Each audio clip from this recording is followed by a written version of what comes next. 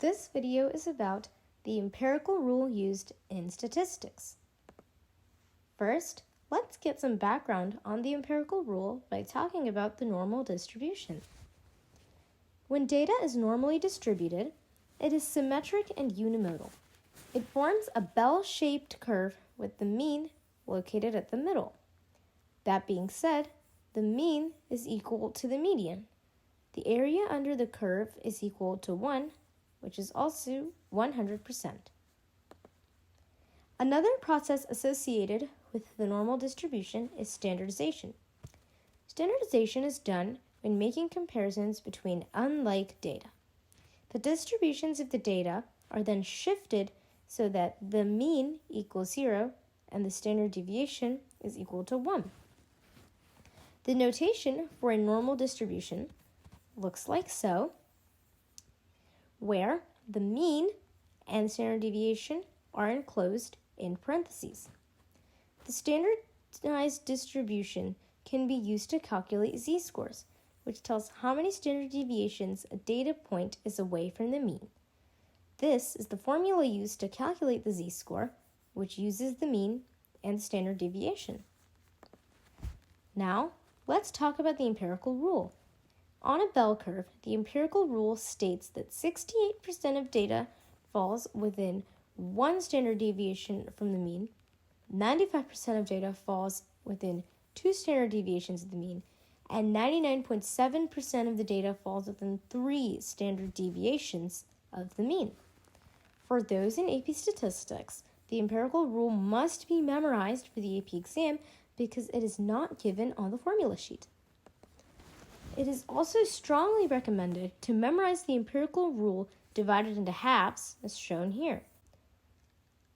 Another point to note is that the 34% mark of data to the right has a z-score of 1 right here because it is 1 standard deviation above from the mean.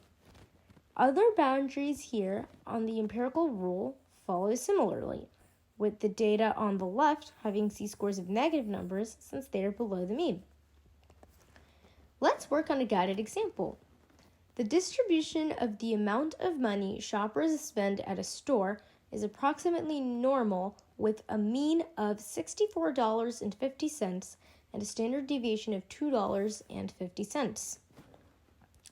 Let's use the empirical rule to solve some questions based on the given context.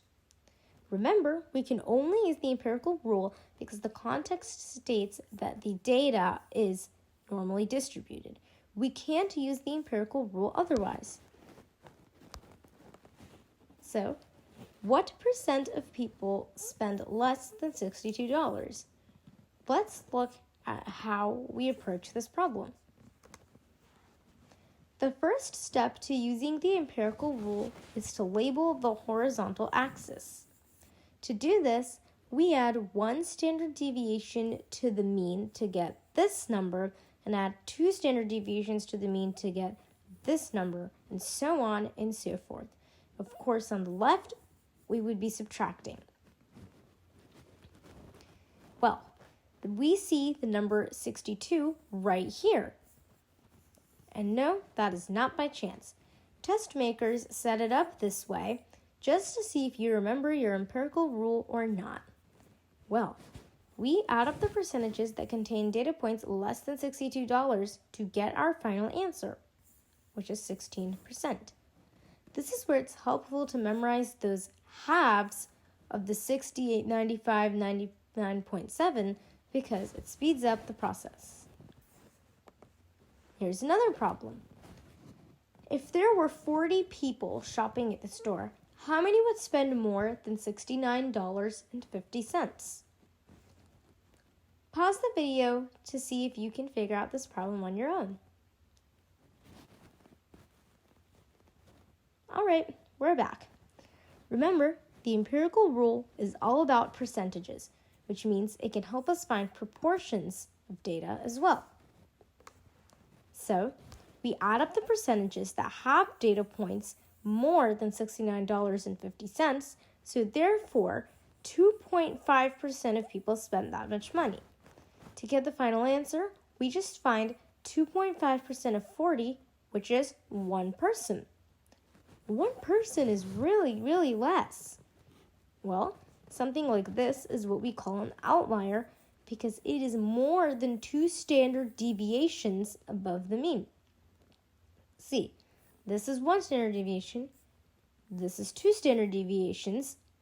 Now here we can see that this is greater than 2 standard deviations above the mean. Same goes for the left side. So any data over here and over here are considered statistical outliers. That's all for this video. Thank you for watching and good luck studying.